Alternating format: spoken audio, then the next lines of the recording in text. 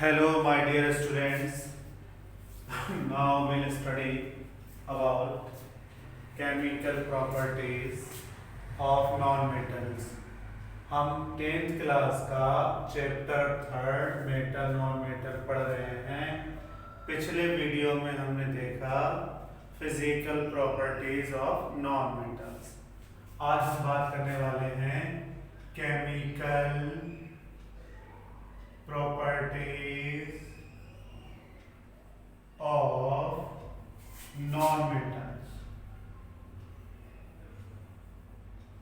Just we have studied the chemical properties of elements depends on atomic structure, electronic structure, and the simplest way is electronic configuration. By electronic configuration, we can know the valency of given elements. That's why valency decides the chemical properties of the elements, right? As we have studied in our previous video, non-metals have 5, 6 or 7 electrons in their valency shell or last shell. Therefore, these elements have tendency to have 8 electrons in their valency shell or last shell. This is called as octet rule. So, the first chemical property of non-metal is non-metals are electronegative elements. Electronegative elements ये कैसे हैं? Electronegative elements हैं। Electron accept करके अनायन बना लेते हैं, यानी negative charge acquire कर लेते हैं। हम लोग पढ़ेंगे चौथे 5वें चैप्टर में जाके halogen fluorine, chlorine, bromine, iodine, इसे हम 17th ग्रुप के एलिमेंट कहते हैं और इनका कॉमन नाम है हैलोजन। तो इनकी टेंडेंसी होती है कि एक इलेक्ट्रॉन लेकर अपनी आखिरी शेल पूरी कर लेते हैं और ये अनायन बनाते हैं, और अनायन पे कैसा चार्ज होता है? Negative charge. मान लीजिए हमारे पास क्या क्लोरीन है, क्लोरीन का एटॉमिक नंबर 17, तो क्या होगा 287, ओके, KLM। अब देखो इसको अपनी आखिरी शेल पूरी करने के लिए एक इलेक्ट्रॉन की जरूरत है, तो ये क्या करेगा? क्लोरीन प्लस 1 इलेक्ट्रॉन क्या बन गया? क्लोराइड। तो एक चीज हमने देखी थी, एक हमने चुटकुला आपको दिया था, डॉक्टर रेड गेन। रिडक्शन में क्या होता है? गेन ऑफ इलेक्ट्रॉन होता है। तो नॉन मेटल इलेक्ट्रोनेगेटिव एलिमेंट होते हैं और ये क्या होते हैं? खुद रिड्यूस हो जाते हैं। जब ये रिड्यूस हो जाएंगे तो दूसरे को क्या कर देंगे? ऑक्सीडाइज कर देंगे। ऐसे मान लीजिए हम ऑक्सीजन की बात करते हैं, ऑक्सीजन का एटॉमिक नंबर 8, क्या होगा 2 और 6। अब बताइए इसे कितने इलेक्ट्रॉन चाहिए अपने ऑक्टेट पूरी करने के लिए? 2 इलेक्ट्रॉन। क्या होगा? O oxygen plus 2 electron. अब इसने 2 इलेक्ट्रॉन लिए हैं, इसलिए ऑक्सीजन पे कैसा चार्ज आएगा? इसका नाम क्या था? क्लोराइड। इसका नाम क्या होगा? ऑक्साइड। तो ये इलेक्ट्रॉन लेकर अनायन बनाना है, ठीक। दूसरी प्रॉपर्टी है non metals are reducing agent, non metals are oxidising agent. इसको अच्छे से समझ लिए, बच्चे काफी ऊंची क्लास में पहुंच जाते हैं और कई बार वो कंफ्यूज कर जाते हैं कि कैसे ऑक्सीडेशन हो रहा है, कैसे रिडक्शन हो रहा है। तो तारिक सर को वहां भी याद करिएगा, और डॉक्टर रेडगेन का नाम लेंगे और फट से याद हो जाएगा। तो नॉन मेटल क्या है? ऑक्सीडाइजिंग एजेंट है। ये खुद रिड्यूस होते हैं और दूसरे को क्या कर देते हैं? ऑक्सीडाइज हो जाते हैं। बिल्कुल हमारे नेताओं की तरह पब्लिक को गरीब कर देते हैं, खुद क्या होते हैं? मालदार हो जाते हैं। तो कैसे? अब जरा गौर से देखिए, Na2Na+Cl2 क्या बना? 2NaCl। एक बार इसका नाम देखते हैं, sodium chlorine sodium chloride, sodium chlorine sodium chloride. किसका नाम चेंज हुआ? क्लोरीन। क्लोरीन से क्या बना? क्लोराइड। तो क्या हो गया?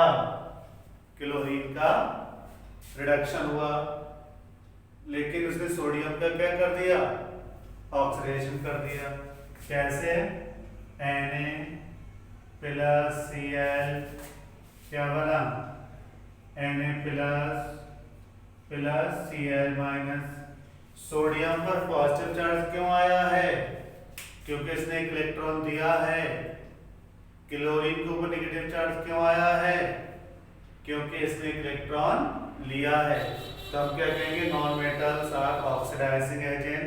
ये खुद रिड्यूस हो जाएंगे, दूसरे को ऑक्सीडाइज करेंगे। ठीक है। एक बच्चे का फोन आया था, बेचारा बहुत देर से बहस करने लगा कि सर्वो रिडक्शन की अलग डेफिनेशन है, ऑक्सीडेशन की अलग डेफिनेशन है। तो हमने उससे कहा, मैं देखो कहीं पर लूट मार होती है, कोई लूटता है तो लूटने वाला लूटेगा और दूसरा क्या होगा? लूटेगा। या हम किसी को कुछ डोनेट कर रहे हैं तो डोनेशन देने वाला डोनेशन लेने वाला क्या होंगे? एक साथ होंगे तभी तो होगा। तो ऐसे ही क्या होता है? ऑक्सीडेशन रिडक्शन साइमल्टेनियस होते हैं, एक साथ होते हैं। मेटल इलेक्ट्रॉन देने की टेंडेंसी रखेगा, नॉन मेटल इलेक्ट्रॉन लेने की टेंडेंसी रखेगा। अगला है reaction of non metals with oxygen. मुझे इस इंक से लगती खांसी होती है।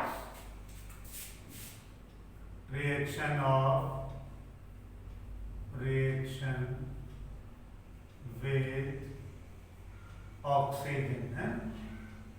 हमने देखा था मेटल के ऑक्साइड कैसे थे? बेसिक थे या एम्फोटेरिक थे? नॉन मेटल के ऑक्साइड कैसे होंगे? एसिडिक और न्यूट्रल, है ना।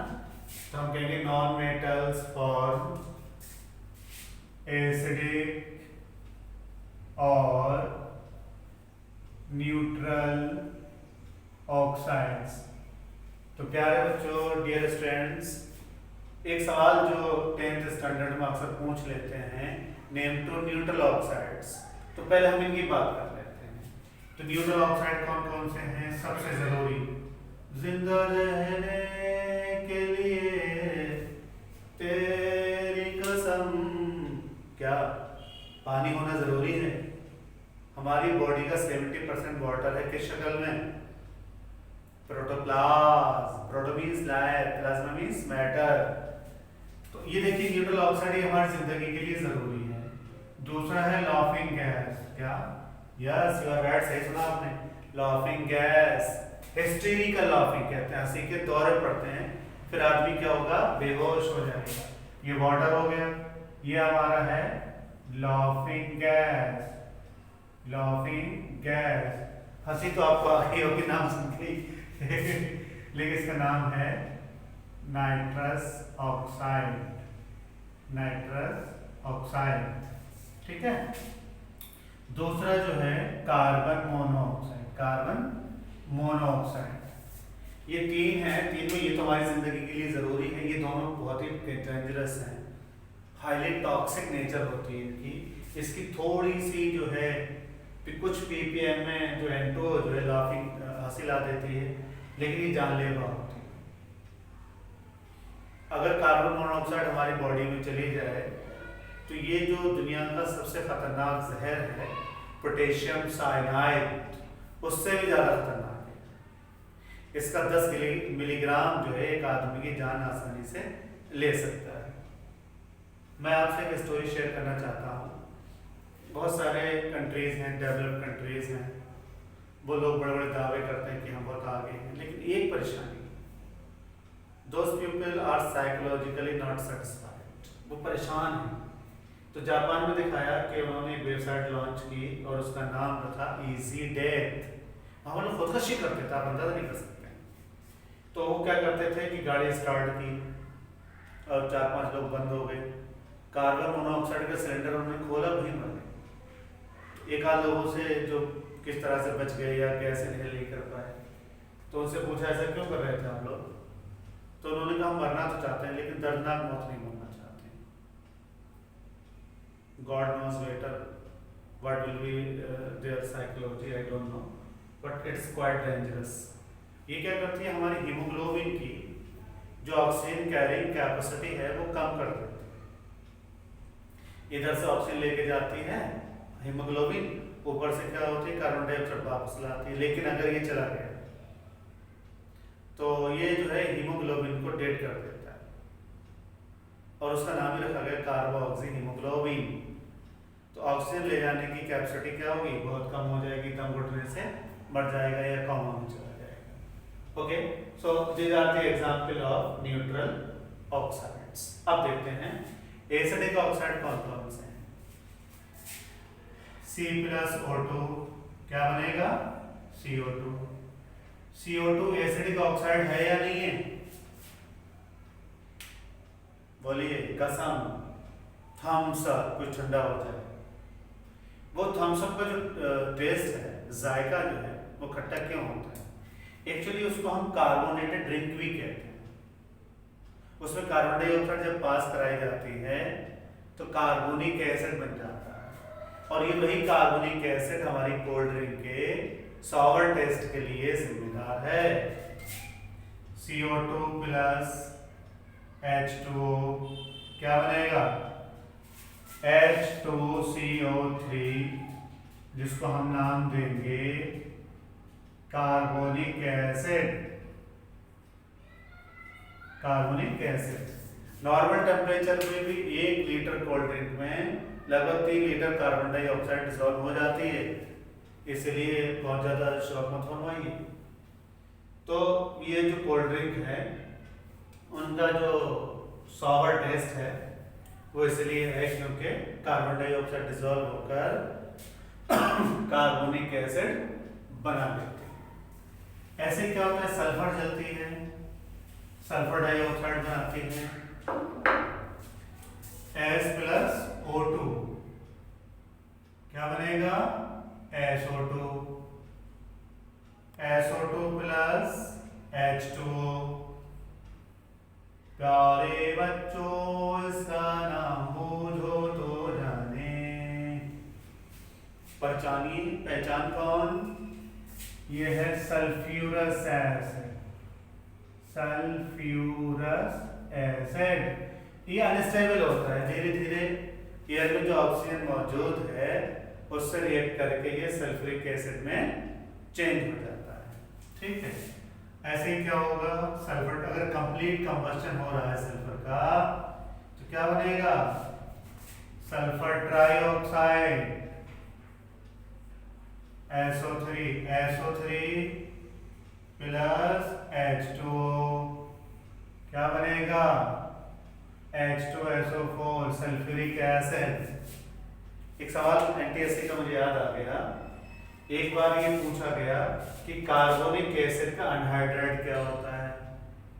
ये जीके की बात है, एग्जाम में तो नहीं आने वाली, लेकिन याद रखिए किसी चीज में से अगर वाटर मॉलिक्यूल निकाल दिए जाएं फिर जो बचता है उसे अनहाइड्राइड कहते हैं। तो सल्फ्यूरिक एसिड का anhydride sulphur trioxide, sulphurous acid का अनहाइड्राइड सल्फर डाइऑक्साइड।